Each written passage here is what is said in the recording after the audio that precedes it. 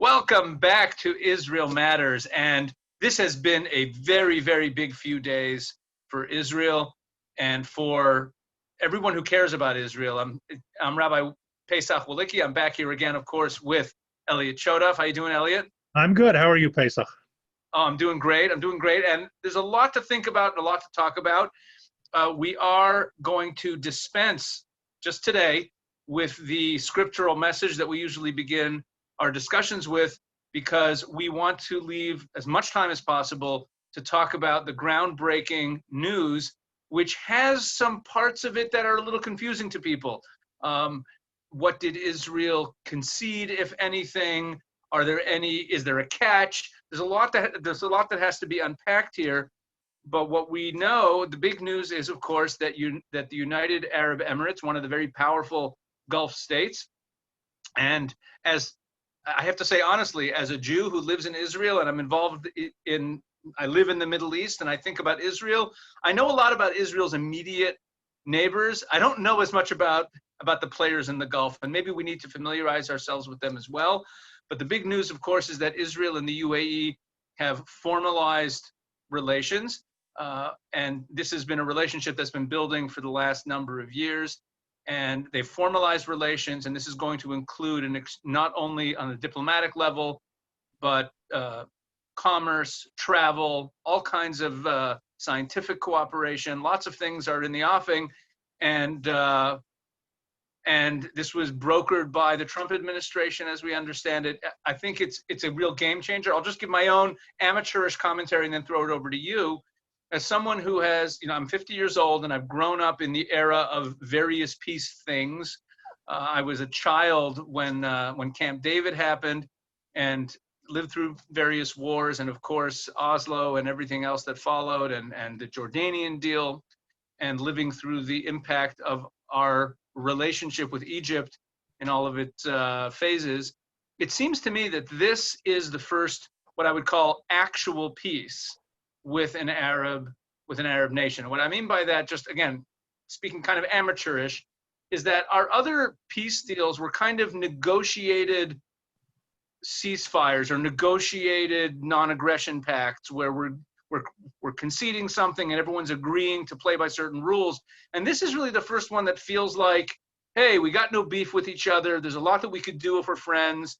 Let's just formalize the friendship. That's how I'm reading it. And it seems to me like there really is a new day dawning for us. So what are your thoughts, Elliot? Take it from there. All right. First of all, the whole concept of a peace deal or not a peace deal, I think is, it's an error in framing, because with our first two, Egypt and Jordan, we didn't really make peace because we weren't really at war. You can't be at war with a country that doesn't exist, and the key move of both of those was that they normalized relations with us, very similar to what this is, in the sense that when Egypt went to war with us, it was against a non-entity. Israel didn't exist as far as they were concerned. Hence, after the Yom Kippur War, much of the diplomacy was shuttled. On the battlefield, there was a meeting at the 101 kilometer marker from Cairo. But there, as well as with Syria, the ultimate negotiations were done using Kissinger as the go-between, because they wouldn't sit with us. So the great sort of breakthrough, if you will, was when Sadat came to Israel, and significantly to Jerusalem. And I think it's an important aside. When the Trump administration recognized Jerusalem as Israel's capital, Egypt was silent, because Egypt had recognized Jerusalem as Israel's capital in 1977. Sadat spoke in the Knesset. Significantly, Barack Obama never spoke in the Knesset, because that would have been open recognition on his part that Jerusalem was Israel's capital. Okay, so the Egyptians did that. And Sadat said those famous words, "No more war," and peace actually broke out, if you will, when he said it. It took 2 years to work out the agreement. Okay, the Jordanian issue was a little bit more complex because we had all sorts of quiet relations with them going back to 1970 when we supported them in their civil war and after the Syrian invasion. But still, the formalization meant they recognized our existence and opened relations with us. And in Yeah, both but cases, in both of those, Elliot, we actually like gave something tangible correct. to them. Absolutely. Absolutely. They wanted something very specific, but ultimately what it meant was we have borders with those two countries because we have agreed upon lines with them. And here, you're absolutely correct. Now we've got something very different. We have an Arab country that does not share a border with us, has no territorial claim one way or the other because it can't, it's a long way off. And they are very interested in having an open relationship because the truth is we've had a quiet relationship for a while with them and with others. All of a sudden it becomes important. Now let's unpack it for a moment. And first of all, let's start with what Israel paid, if you will, in trading off. And I think that's really one of the more interesting parts because in fact Israel gave away nothing. There's all the talk about, well, Israel was going to extend sovereignty and now it's suspended but the fact is, what we basically agreed to is not to do something that we hadn't even thought about doing a year ago. The whole idea of extending sovereignty was created by the Trump deal of the century that the Palestinians rejected. And we said, okay, we're going to go ahead and extend sovereignty to those areas in Judea and Samaria that we're not going to give away anyway under any negotiations. Now, that's something of a concession, but let's be serious. It's not even a concession of something concrete. It's a concession of not doing something that we were talking about doing. Now, if you add to that the fact that between us, you, me, and the people who watch this, sovereignty doesn't really mean a lot, especially in this part of the world. I was talking to a good friend of mine this morning, and friend and colleague, and he said, you know, when people ask me where Israel's borders are, I tell them where we park our tanks. You know, it's interesting that you say that the sovereignty didn't really mean very much because, we'll just let everyone watching this know that you and I'm talking to everyone watching, we've spoken about since in the few months that we've been doing these videos, we've spoken about the fact that we haven't yet addressed the sovereignty issue. Right. And people ask about it. And what's interesting is that a lot of people, and we're both, you know, clearly identified in the right-wing camp. Yes. You know, we're proudly so. I'm not always identified in the right-wing camp because when I say stuff like what I just said, the right wing calls me a leftist. Right. Well, that's exactly my point. And I want to speak. I want to speak very kind of, you know, very frankly and very honestly to the people who watch this.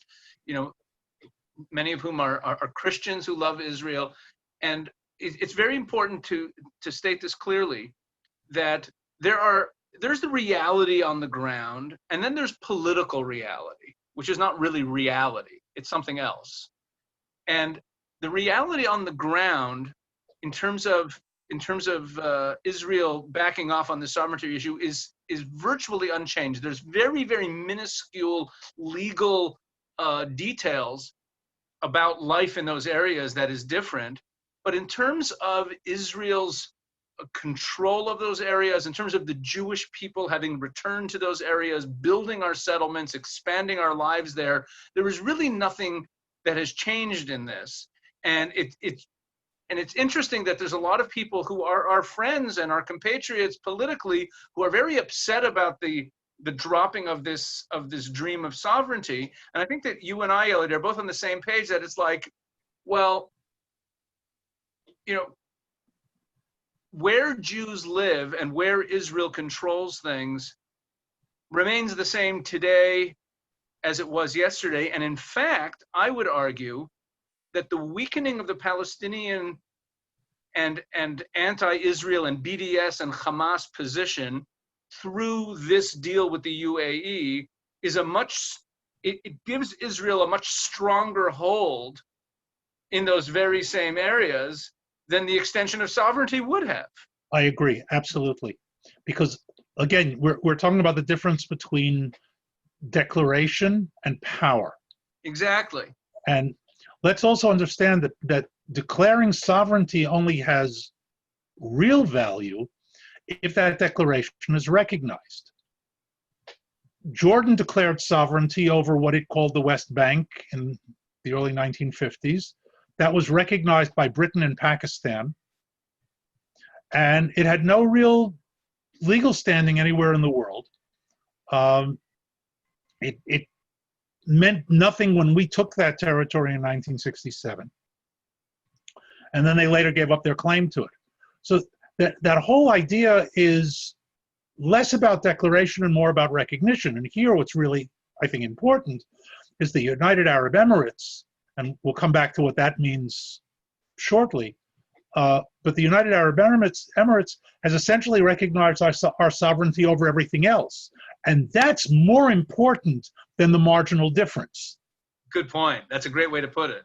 Okay, so that recognition is really important. Now, having said that, let's talk about good and bad and where the goods and bads are. So let's start with who's against it.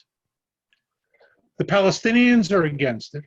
The Iranians are against it. The Turks are against it. This is all good news. How bad can it be?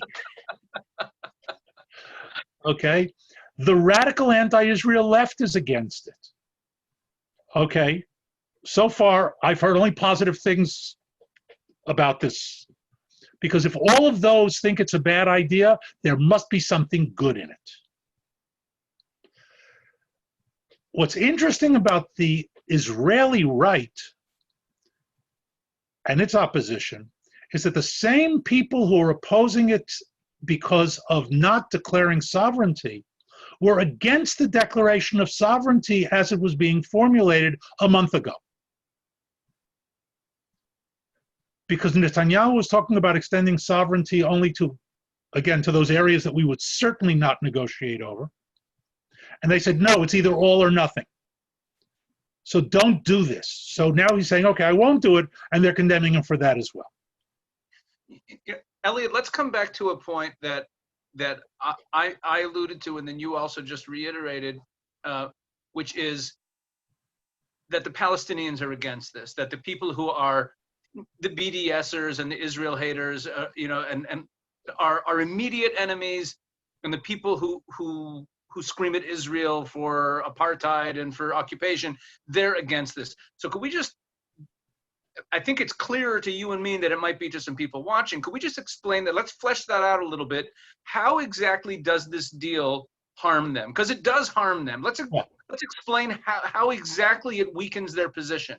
It harms them in the most basic sort of way. It strengthens Israel. These are people who want to eliminate Israel. Anything that strengthens Israel harms them. It's a very, very simple zero-sum game. Look, a lot of things strengthen Israel, but I think the nature of this particular way of strengthening Israel, let's talk about that. It's coming from the Arab world. All right, so how, well, let's break it down. How does it strengthen Israel? So let's start with in close and work our way out. It, first of all, explodes the myth that any agreements in the Middle East have to follow a resolution of the conflict with the Palestinians. Myth. The United Arab Emirates, aside from the sovereignty issue, made no demands whatsoever. Not about negotiating. It was sort of the last line, hope for the best. Nothing about Israeli building in Judea and Samaria, nothing about infrastructure, nothing about law, nothing about easing, nothing about the blockade of Gaza, none of it. Now, frankly, the Emirates are annoyed with the Palestinians because they flew a couple of planes of aid into Israel to be sent to Gaza, and because they landed in Israel, the Palestinians refused to accept the aid. And I think that was the final slap to the Emirates, who basically said, "You guys, you're out to lunch.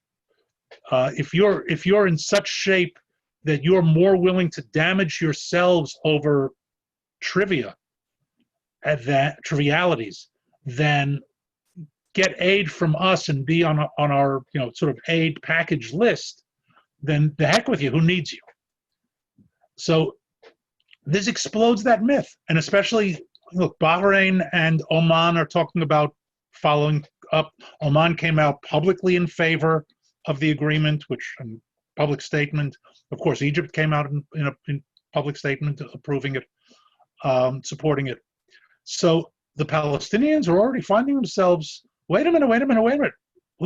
Who's going to help us? And the answer is the Iranians and the Turks. So let's leave the Turks for a moment because they've got their own business. The Iranian issue is central, and I think that's something that gets lost in the discussion. But ever since, going back decades, a couple of decades, Iran is a central threat to Israel's existence. And by the way, since this also just happened, the United Nations Security Council voted Friday not to extend the arms embargo on Iran that's been in place for decades. So in October, Iran can now legally buy conventional weapons from anybody who wants to sell it to them. That includes the Russians, the Chinese, the Europeans. America and the Dominican Republic voted to extend. Russia and China voted no. And in order for something to pass, you need a majority, so it loses on a tie. And all of the Europeans, in their usual gutless fashion, abstained. Now, to be fair, it wouldn't have made a difference because the Russians or the Chinese would have vetoed. It was a motion to extend, so it's a positive. This is a legacy of the Iran deal, the Obama administration Iran deal, which lifted the sanctions and called for their ending in this October. Otherwise, it would have just continued. So we've got a real Iran issue facing us. We know that stuff has been going on. We've talked about it in our talks. Take a look at the map and see where the United Arab Emirates is relative to Iran. It's right across the Straits of Hormuz. Now, there's no secret that they're terrified of the Iranians, and part of their suddenly joining the Zionist movement, so to speak, is because of their fear of Iran. If Israel gets landing rights in the Emirates for military operations, we no longer need mid-air refueling. We no longer need long-range flights that can easily be detected. Planes can carry heavier bomb loads because they need to carry less fuel. Flight times are shortened significantly. In other words, this really puts a bone in Iran's throat from a purely military perspective. It completely changes the game in terms of Israel's capabilities vis-a-vis Iran, and Iran knows it. It makes no difference in Iran's capability toward us, but a huge difference in our capability towards them. And I think that's one of the things that terrifies them more than anything else, because clearly somebody's been hitting them from a very great distance, and closing that gap is enormous. The economic trade, the ability to buy and sell to this very, very wealthy country is obviously very important. It's also part of breaking the ring of an Arab boycott that's already in tatters, but this sort of rips it completely open. Okay, I have a question now. I have a question. Yes. Hamas is a nephew, let's say, of Iran. They're not wholly owned and operated by Iran, but close to. No, they're a proxy. They're purely. So they're an Iran proxy. Yeah. Hezbollah is Iran. Correct. Okay, great. Mahmoud Abbas and the Palestinian Authority, who are still run by the remnants of the PLO and they're just this corrupt mafia. Correct. that is still officially and nominally Sunni, and they're not a proxy or a branch of Iran. And it would seem to me that with the Sunni powers, like the Emirates and Egypt, and we could imagine, it's not hard to imagine Saudi Arabia joining the club at some later date, or at least quietly joining the club. They're probably in the club already. It would seem to me that within the struggle for power within the Palestinian movement and within the Palestinian political scene, that Hamas still has their donor, Hamas still has their funding, and it would seem that Mahmoud Abbas and the Palestinian Authority are weakened, and at least internally, even though the whole Palestinian anti-Israel cause is weakened, at the same time, vis-a-vis the Palestinian Authority, Hamas, it would appear to me, would be strengthened by this. Okay, first of all, remember, Hamas is also Sunni. Don't mix the Sunni Shiite issue into this. Okay. Okay, because it's far more complex than that dichotomy. Within the Sunnis, within the Shiites, between the Sunnis and the Shiites, there's a very, very complex web of relationships that have as much to do with politics as they do with religion, and in some cases more about politics than religion. Okay, all right. Okay, so let's start with that. Hold on. So the tension between the Emirates and the Saudis, and on the one hand, and Iran on the other hand, is not as simple as Sunni Shiite. No, on the contrary, I would say it has very little to do with Sunni Shiite. It has much more to do with Arab Persian than it does with Sunni Shiite. Okay. All right. Okay, so the question becomes, who do you deal with in order to get what? Now, Hamas is much more a true believer organization than Fatah. In other words, I won't say totally because they've got their share of corruption, but it's nowhere near the kleptocracy of the Palestinian Authority and Fatah.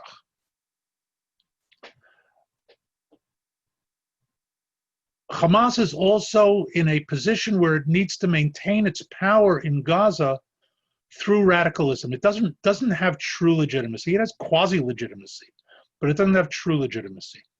We're supporting the PA and Abu Mazen and Fatah because it suits us, and it suits them for it to suit us. We would much rather have them govern. We have no interest in governing their cities. We don't want to be patrolling their cities. So we tolerate a certain amount of, let's just say, sloppiness. Misbehavior. We don't get involved in their corruption. Whatever you do it, you deal with it. I think some of this is short-sighted, but I understand where it's coming from. Hamas in Gaza is a whole different ballgame, a whole different story. Look, we have a mini war going on with them right now. And we're trying very hard not to topple them, because here again, as bad as they are, it's the evil that we know. And we don't want chaos. We would still prefer a Hamas as a return address in Gaza than have chaos and have no return address in Gaza. And we don't want to go back in there. And people say, oh, we have to retake Gaza. I always ask Israelis, at least, a few questions. Have you ever served in Gaza? Did you ever patrol Jabalia refugee camp? And do you ever want to do it again? And if the answer is yes to all three, I recommend a good psychiatrist. Okay. We have a problem, and it doesn't lend itself to a simple solution. But let's leave all of that. Let's come back to the Emirates and all of that. This is a whole different subject in its own right. Sure. Look, we've gained strategically. We've given away nothing. People say, well, I love reading the social media stuff on this. What if they don't carry through? What if they don't open an embassy? Okay, so we extend sovereignty. In other words, we haven't given anything away. Okay, but it's in their interest, and that's the best reason to make a deal with someone. I mean, talk about Trump, the deal maker. This is so classic. It's textbook. Everybody gains from it. Nobody loses anything from it.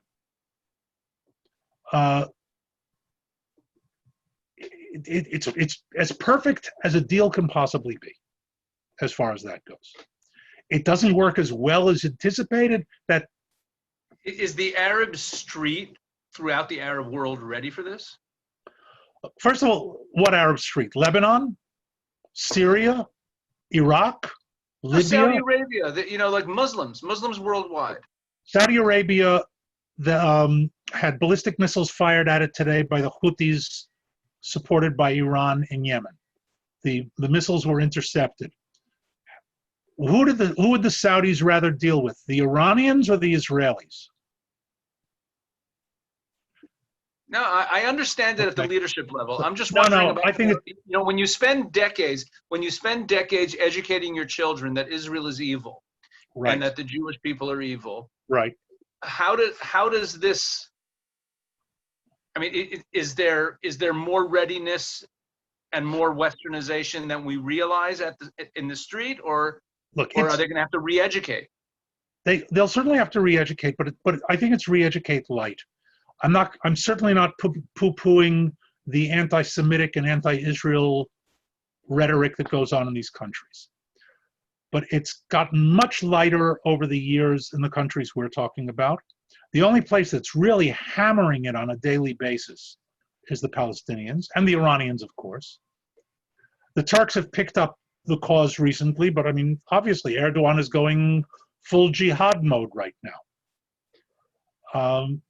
The other countries, it's there. I mean, you won't find a great deal of love for Israel in their rhetoric or in their media, but it's not the hammering that it's going on in those places that I mentioned. The more educated, the more contact they've had, and the more they realize that rhetoric is rhetoric. It'll be much easier for them to turn around than places like even Egypt. Now, Egypt's an interesting paradox. The Muslim Brotherhood is very, very strong in Egypt, and they do hammer the anti-Semitic line. Okay, they're not that powerful in Saudi Arabia. They're virtually non-existent in the Emirates and Bahrain and places like that.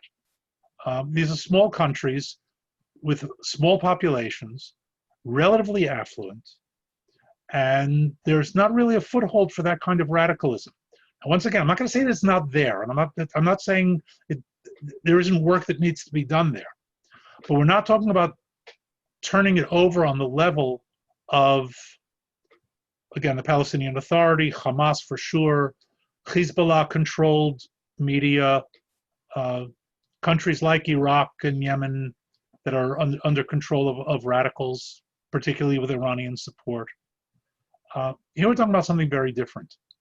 And the Emirates in particular have had quiet relations. Listen, one of the things that drove the Palestinians crazy about the aid that was sent is the first plane that was sent from the Emirates that landed at Ben Gurion was without markings.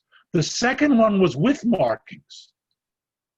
An Emirates plane with Emirate flag on it landed at Ben Gurion Airport. And first of all, the sky didn't fall. And the Palestinians said, what? They've tacitly recognized Israel. We don't want aid from them. We'd rather die than recognize Israel. So the Emirates said, okay, so die.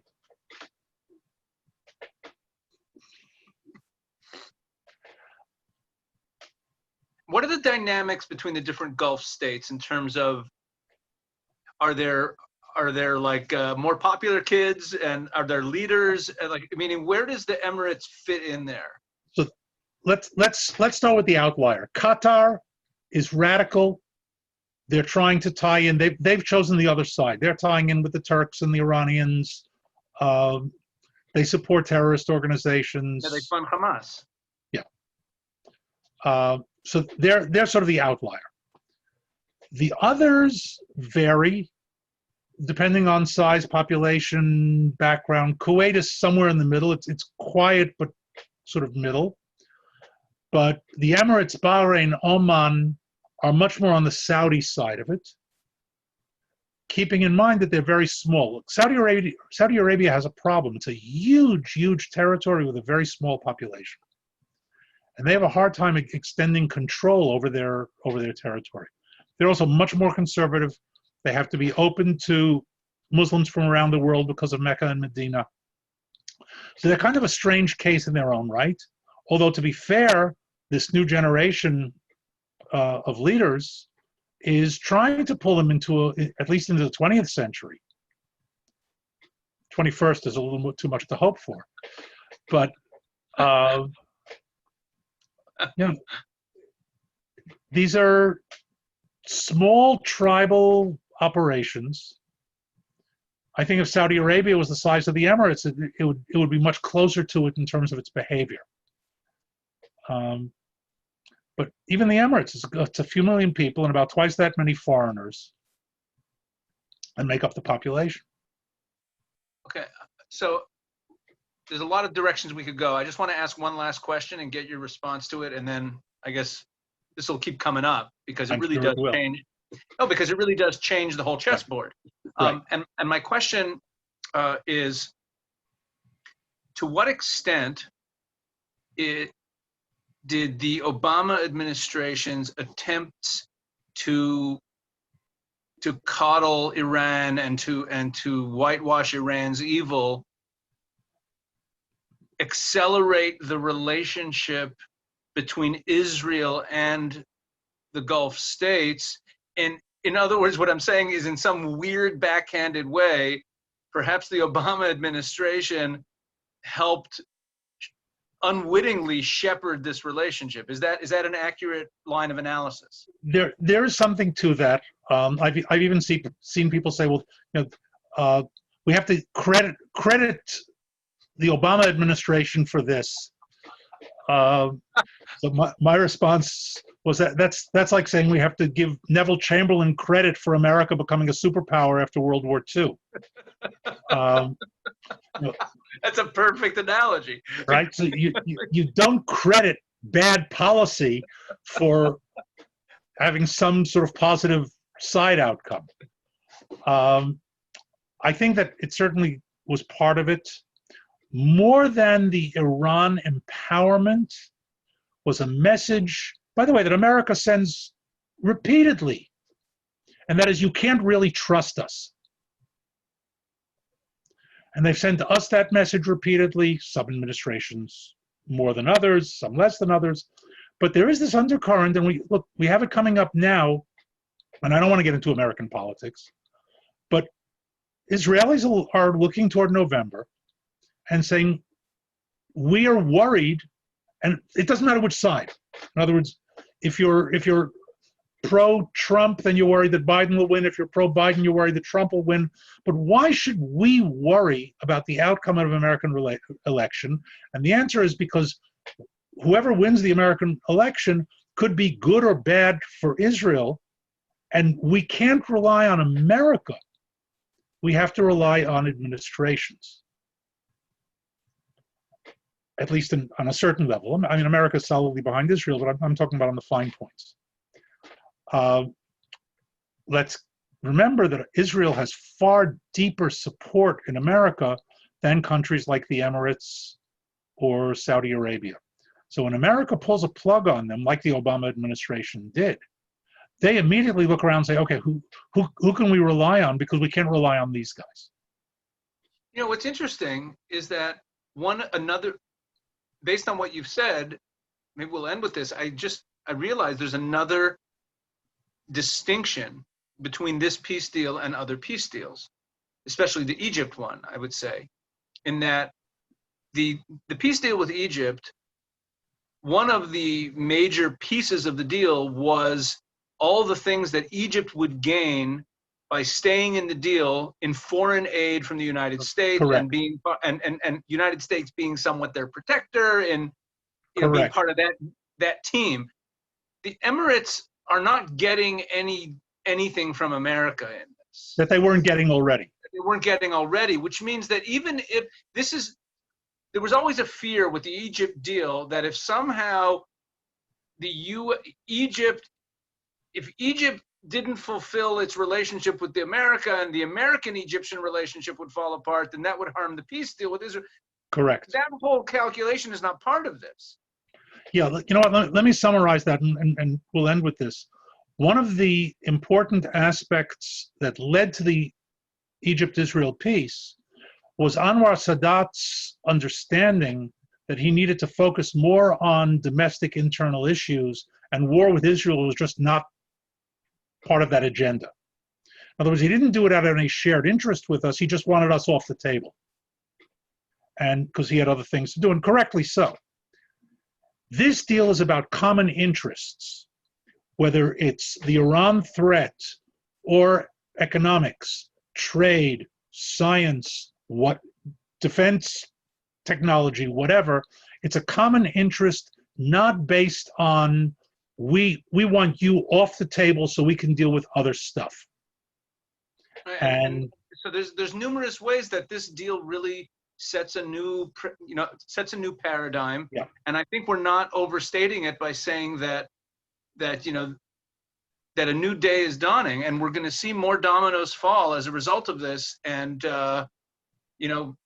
God bless, as people of faith who look to who pray for the peace of Jerusalem and for the peace of Israel, as it were, and for the well-being of the Jewish people. We have to really take a step back and look at history through that faith lens, and realize that we're always waiting for what's the next shift that's going to happen in history that's going to move things in a more positive direction for the people of Israel. And this really feels like it is.